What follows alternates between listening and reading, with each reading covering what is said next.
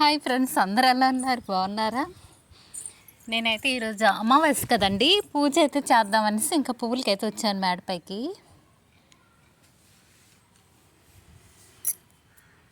కొన్ని మందార పూలు అయితే తీసుకున్నాను. నాకు వచ్చి పూజకి మందారం చాలా బాగా పోస్తుంది, ఎక్కువ పోస్తున్నాయండి. పూజకి అయితే సరిపోతున్నాయి. అదే రెడ్ అయితే ఇంకా బాగున్నాను. అమ్మవారికి కూడా ఇష్టం కదండి, అందుకనేసి ఇంకా రెడ్ అయితే నేను చాలాసార్లు వేసాను, కానీ ఇంకా చిన్నవే ఉన్నాయి. పెద్దవి అయితే దాంతోపాటు వేసాను, కానీ అవి ఏం మొల్లలేదు. అలాగే బయట అయితే ఒక ముగ్గు వేసుకుంటున్నాను, చిన్న ముగ్గు వేసుకుంటున్నానండి.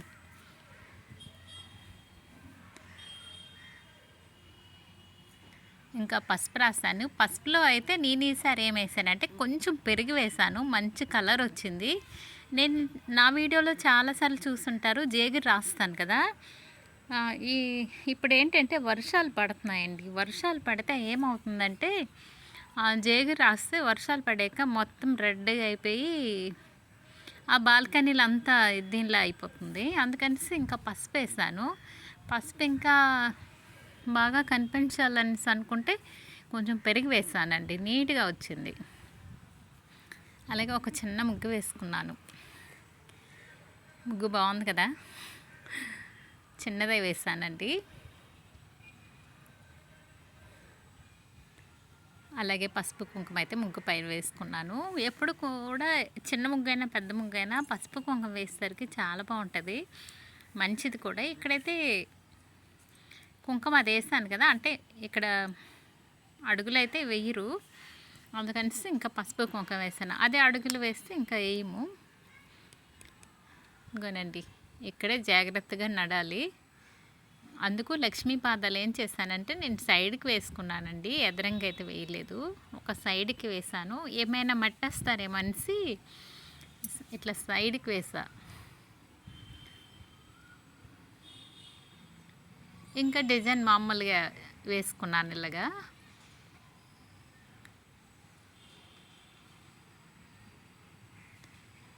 ఇంకా సైడ్కి అయితే ఇంకా తొక్కరు కదా, ఇటువైపు ఉంటుంది కదా, అందుకనేసి ఇంకా పసుపు కుంకాలు అయితే వేసేస్తాను. ఇంకా ఈ సైడ్లో వచ్చి కొంచెం కలపూలా వేస్తాను. కాకపోతే పిండి బాగాలేదండి, బాగా రావట్లేదు. నేను శుద్ధపిండి అయిపోయింది కలపడానికి. శుద్ధపిండి తెచ్చుకోవాలి, అప్పుడే నీట్గా వస్తుంది. వరిపిండిలో కలుపుతాను. అలాగే ఈరోజు అమావాస్య కదా, 2 మట్టి ప్రమిదలు తీసుకొని పసుపు పెట్టి కుంకుమ బొట్లు అయితే పెట్టేస్తున్నాను. అలాగే గడ్డుప్పు వేసానండి 2 ప్రమిదలోన. ఫస్ట్ అయితే గడ్డుప్పు వేసి పసుపు వేసాను, తర్వాత కుంకుమ కూడా వేసేస్తున్నానండి. ఈరోజు అమావాస్య కదా, చాలా మంచిది ఇలా చేసుకుంటే. అలాగే నిమ్మ చెక్కలు 2 తీసుకొని పసుపు కుంకుమలో బాగా ముంచాను, కనిపించుకున్న. గుమ్మం దగ్గర పెడితే చాలా మంచిది కదా అమావాస్య రోజు, అందుకనేసి.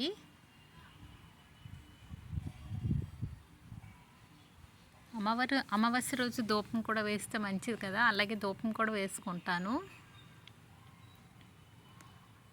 గుమ్మాల దగ్గర అయితే పెట్టేస్తున్నానండి.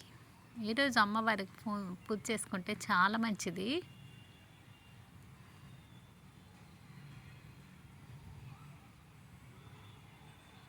ఇలా పసుపు కుంకుమ అయితే అటువైపు ఇటువైపు నిమ్మ చెక్కలు పెట్టేశాను గడ్డపుతో. మా గుమ్మం దగ్గర అయితే ముగ్గులు వెలిగేసుకున్నానండి. అలాగే ఒక దీపం వెలిగించుకొని 2 అగరబత్తుల ధూపం అయితే వేసుకున్నాను గుమ్మం దగ్గర.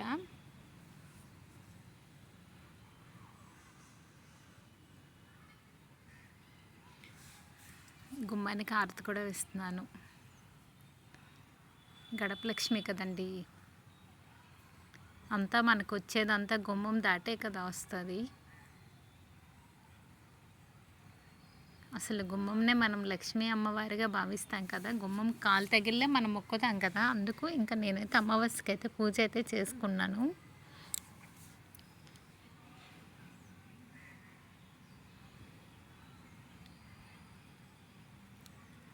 నా పూజ అయితే బయట అయిపోయిందండి.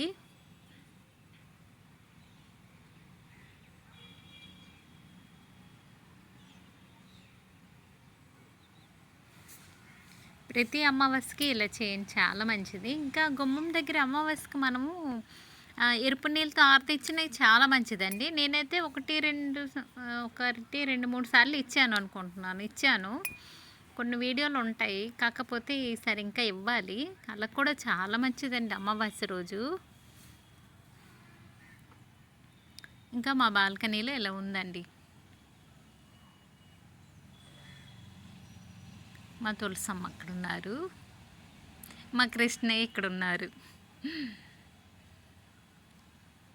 అలాగే ఇంట్లో పూజ చేసుకుంటున్నాను, పూజా రూమ్లో.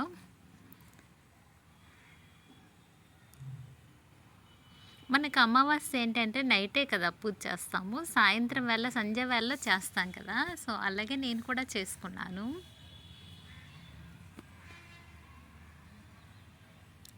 నైవేద్యం వచ్చి పులిహారి ఇంకా బెల్లం అలా పెట్టాను.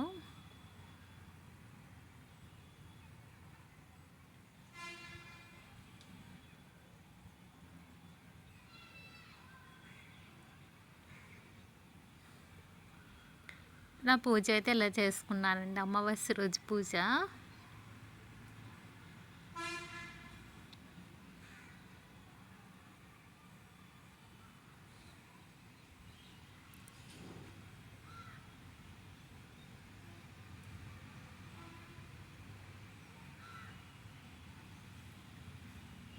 ఇంకా పూజ అయిపోయిందండి, అమావాస్య పూజ కూడా చక్కగా అయిపోయింది.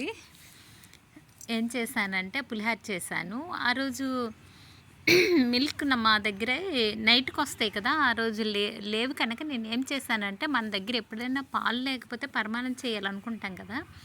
సో అన్నంలో కొంచెం నెయ్యి వేసి బెల్లం పెట్టండి, అమ్మవారికి చాలా ఇష్టమండి. అలాగైనా చేయొచ్చు. సో ఉంటే పర్వాలేదు, పరమాన్నం చేసి పెట్టచ్చు. అది నేను ఇలా పెట్టానండి. ఈ వీడియో నచ్చితే లైక్ చేయండి, షేర్ చేయండి, సబ్స్క్రైబ్ చేయండి ఫ్రెండ్స్. Bye bye.